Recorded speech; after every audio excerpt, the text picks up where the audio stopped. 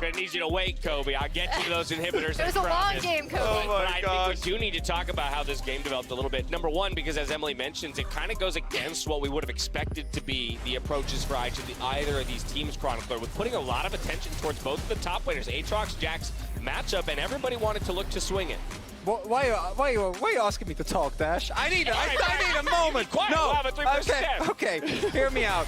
I actually really like the adaptation because I do think that Kingen is the easiest exploitable in terms of laners for the side of DRX. Zeka, especially when he's on the Kali, much harder to deal with. Bot lane, even though Beryl didn't have the best of games in turn of getting picked on, is self-explanatory. So even though it feels counterintuitive for how EDG normally plays, it actually works out well. This is one of the funniest left, right, and left, They and were right, up here and for left, so and right long. that I have ever seen. Yeah, because initially I like it because you wait out the ultimate. You take nameplates off, and this does not. This looks like AI fighting each other.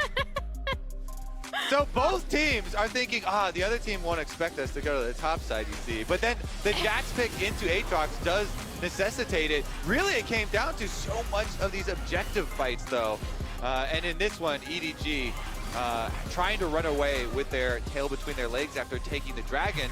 But this is where DRX really started to build this giant momentum that got them to that lead. Yeah, that dragon, I believe, would put them on sole point, but as you mentioned, they get routed from that point forward, and while they had the kill advantage prior to this fight, everything gets evened up, and then some, with turrets falling the way of DRX. But also, we have to talk about Beryl on this timer. 2 games in a row now. He's just been a pest, man. He's been difficult to deal with. He also died, like, I don't know how much it ended up, like 5, 6, 7 times. But this is peak Beryl, right? We have seen this even last year at MSI, that he can be somewhat of a liability. But the key thing here is that he was, to me, one of the biggest contributors for kind of throwing EDG off of their game, hitting stunts like this, which is what set up the mid to late game for DRX. Yeah, I know it's a loss, but I really do think this Heimerdinger is a problem for EDG. Oh, and for sure. Demonstrated as such. This is a support. This is the play I was waiting for because he holds this for actually so much longer than's on here. Cisco Network, and this one, every second would count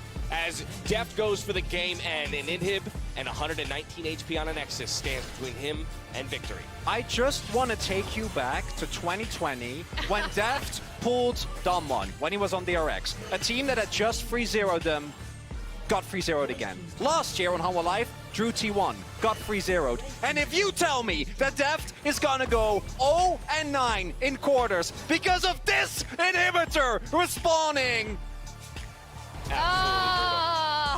one auto attack, that's no way! I also want to call out, though, the Sejuani ultimate that stopped the second TP. Because if that second TP goes through as well, of course they have enough damage to get through that Nexus. And the reason why EDG is still in DRX patiently make their way towards EDG. Viper wants his kill! On lands! And Viper screams across the world into Boston, baby! Double TP! They're going. They send more. Seth gets the stop, but inside the pit, they're still playing for Baron. It's secured, but Deft kills turret He's got it! number 1. He kills turret number 2, and the Nexus